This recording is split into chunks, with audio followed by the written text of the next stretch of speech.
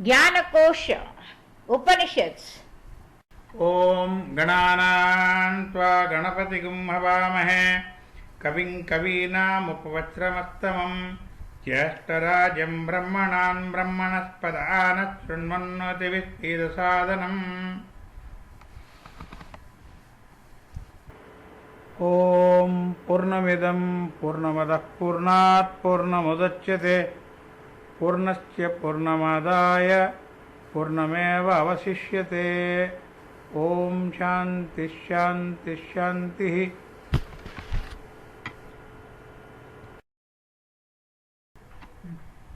Om Sahana Bhavatu Sahano Bhunaktu Sahaviryam Karavavahai Tejasvinavadhitamastu ma vidvishavahai. Om Shanti Shanti Shanti.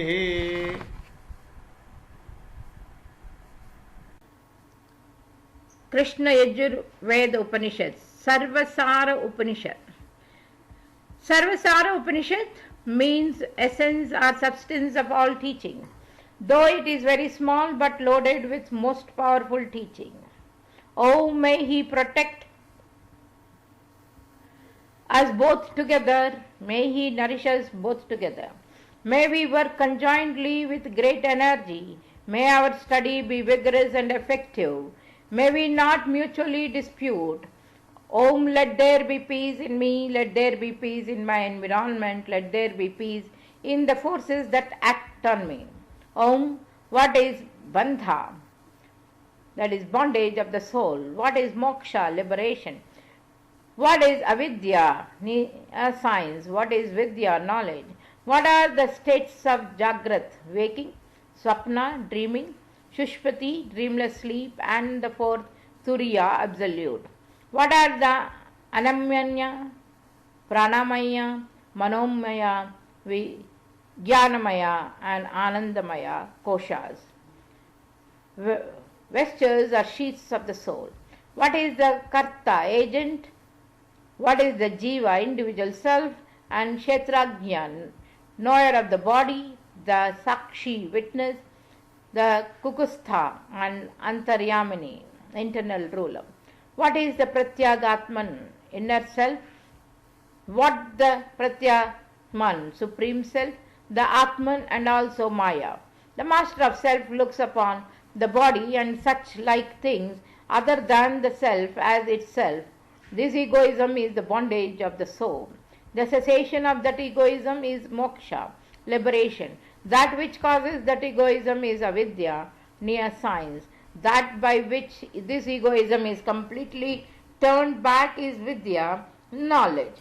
When the self by means of its 4 and 10 organs of sense, beginning with the mind and beginningly influenced by the sun and the rest which appear outside, perceives gross objects such as sound, then it is the Atman's Jagrat state, when even in the absence of sound, not devised or desired for them, experiences by means of the 4 organs, sound and the rest in the form of desire, then it is the Atman's state of Swapna.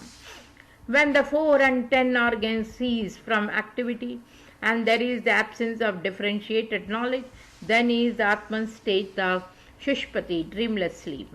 When the essence of consciousness, which manifests itself as the 3 states, is a witness of the states, itself devoid of states, positive or negative, and remains in the state of non-separation and oneness, then it is spoken of as the Turiya, the fourth.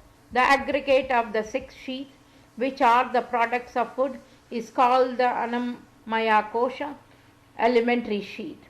When the 14th kinds of vayus, beginning with the prana, are in the elementary sheath, then it is spoken of as the Pranamaya Kosha, vector of the vital airs. When the Atman united with these 2 sheaths performs by means of the 4 organs, beginning with the mind, the functions of desire, which have for their object sound and the rest, then it is called the Manomaya Kosha, mental sheath. When the soul shines, being united with these three sheaths and cognizant of the differences and non-differences thereof, then it is called the Vijnanamaya Kosha, sheath of intelligence. When these four sheaths remain in their own cause, which is knowledge, Brahman, in the same way as the latent banyan tree remains in the banyan seed, then it is spoken of as the Anandamaya Kosha, casual frame of the soul.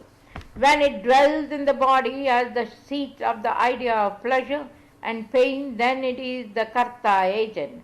The idea of pleasure is that which pertains to wished for objects, and the idea of pain is that which pertains to undesirable objects. Sound, touch, sight, taste, and smell are the causes of pleasure and pain. When the soul, conforming itself to good and bad actions, has made a link of the present body and is seen to be affecting a union, a connection as it were with the body not yet received, then it is called the Jiva, individual soul, on account of its being limited by upadhis. The five groups are those beginning with the mind, those beginning with the prana, those beginning with the sattva, those beginning with the will, and those beginning with merit.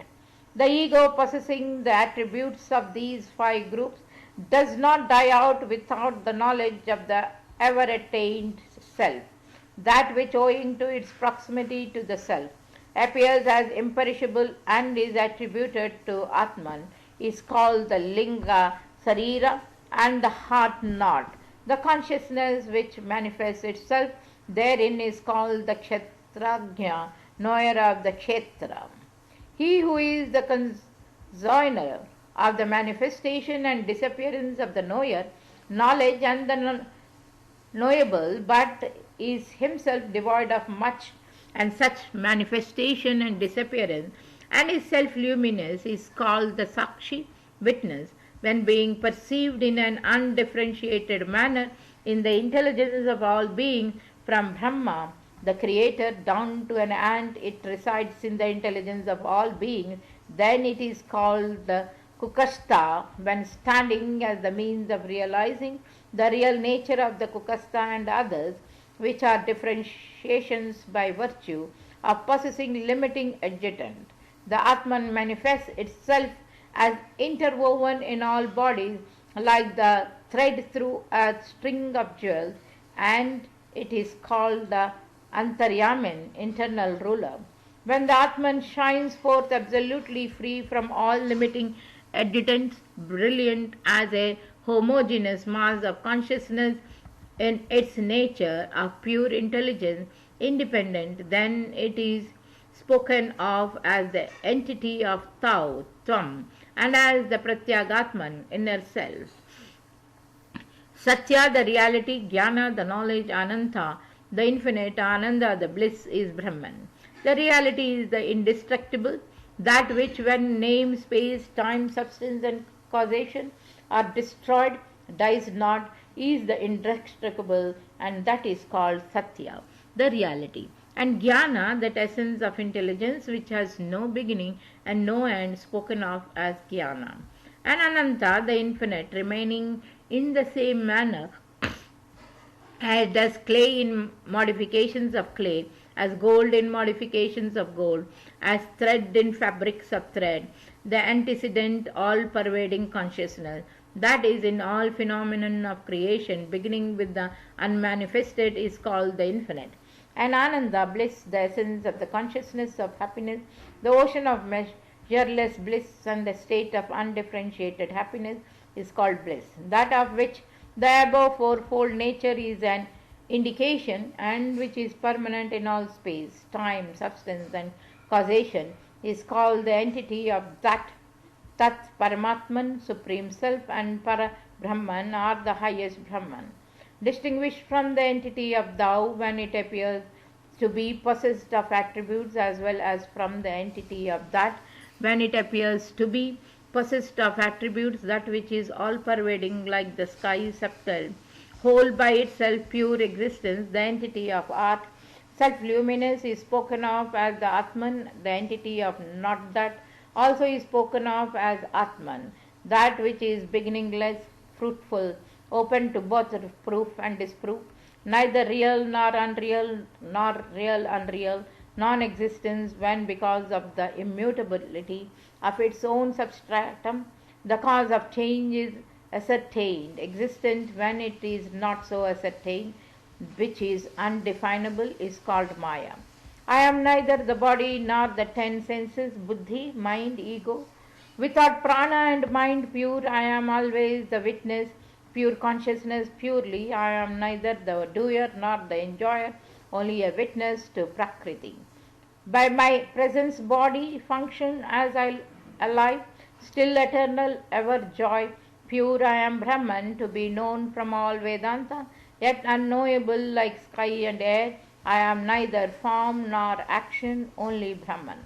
I am not body, birth, death, do not come to me. I am not prana, have no hunger and thirst.